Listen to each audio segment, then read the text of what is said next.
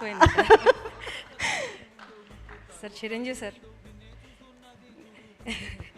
మీరు నా hero. Thanks, చూస్తాం. Thank you very much. Shekhar గారు ఫస్ట్ ఈ కథ లైన్ చెప్తున్నప్పుడు ఒక మాట చెప్పారు.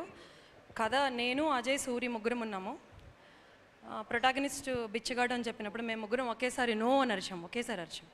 ఎందుకంటే భయం వేసింది, ఎట్లా ఒక ప్రొటాగనిస్ట్ని ఎట్లా చూస్తారు ఒక హీరో బిచ్చగాడుగా అనేది భయం వేసింది.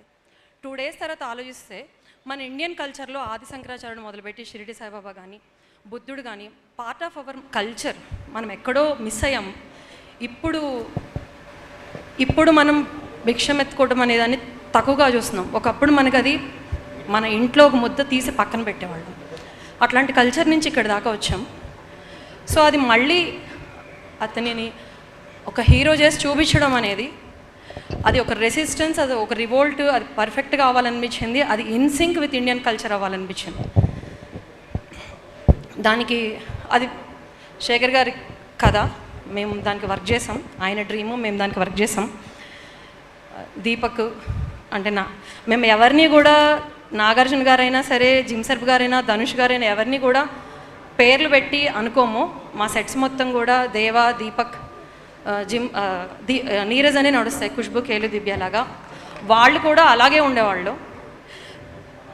సార్, నా లైఫ్లో నిన్న మా మదర్ ఫోన్ చేసి, నేను సినిమా చూశాను, నువ్వు షిరిడి సాయిబాబాతోనే ఉన్నావు, నా అదృష్టం, నీ అదృష్టం అది, నిన్ను కన్నందుకు నా అదృష్టం అని చెప్పింది దేవా.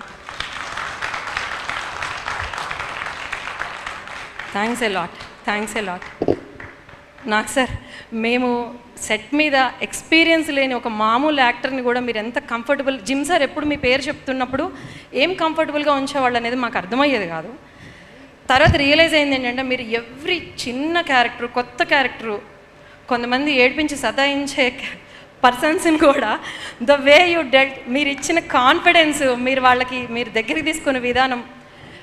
నాగచైతన్య గారు అడిగారు వార్స్ జరగలేదా అని. మీరు ఉన్నప్పుడు ఎప్పుడు జరిగేవి కాదు.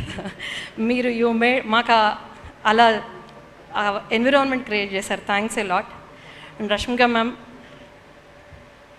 రష్మిక అని పిలుస్తా నేను. యాక్చువల్లీ మ్యామ్ అని పేరులోనే అందరూ ప్రెస్ ఉన్నారు కాబట్టి అలా అంటున్నాం, అంతే, అంతకంటే ఏం లేదు.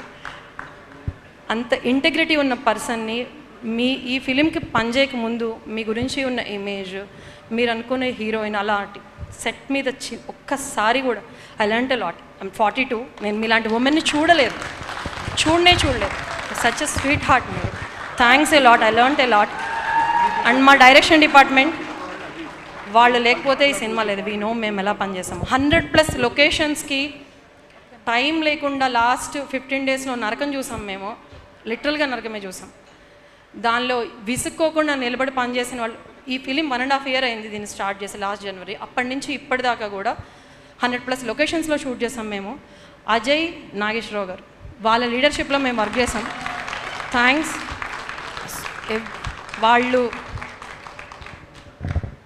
హీరోస్ అంటే actually come to our set, మా సెట్లో చూద్దరు కానీ, అది మాత్రం నేను కాన్ఫిడెంట్గా చెప్పగలుగుతాను. నేను అలాంటి కాన్ఫిడెంట్ వర్కింగ్ టీమ్తో పనిచేశాను. It's a privilege. Thanks Ajay, thanks Nageswara garu. Suri లేకపోతే అసలు నేను లేని సినిమా లేదు. Suri, thanks a lot. Shekhar garu, అందరికంటే మీకే థ్యాంక్స్ లాస్ట్ చెప్తున్నాను. Thank you very much. కావ్యకి, అందరికీ, నందకిషోర్, భాస్కర్ భట్ల గారికి, అందరికీ, సునీల్ నారాయణ గారు, రామ్మోహన్ గారు, థ్యాంక్స్ ఎ లాట్. రామ్మోహన్ గారితో మాట్లాడుతున్నప్పుడు నాకు ఒక రకమైన కాన్ఫిడెన్స్ వచ్చేది ఆయన సెట్కి వచ్చినప్పుడు. Thank you very much for that. DSP rock star DSP గారికి కూడా. అందరికంటే థ్యాంక్స్ చెప్పాల్సిన వాళ్ళు ఇద్దరు ఉన్నారు. తపస్ నాయక్ అండ్ డిఐ మన మ్యాంగో పోస్ట్ డిఐ వాళ్ళు లాస్ట్ మినిట్ వరకు వాళ్ళు వర్క్ చేసి ఉండకపోతే సినిమా రిలీజ్ అవుతుందో అవదా అనుకున్నాం. వాళ్ళందరికీ థ్యాంక్స్. పేరు చెప్పని వాళ్ళు అందరికీ కూడా. చిత్రాకి థ్యాంక్ యూ, ప్రోస్థెటిక్స్ చేశారు. నికేత్ గారు, తోటతరణి గారు, నికేత్ గారు, నేను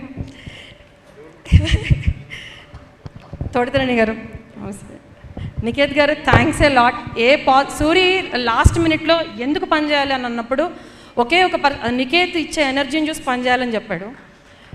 మీరు మా అందరికీ అంత కాన్ఫిడెన్స్ ఇస్తారు. Thanks a lot. దేవా, నువ్వు బంగారు తండ్రి, బంగారం. Thank you very much. Thank you ma'am, thank you very very much. And మీ ద్వారా మీ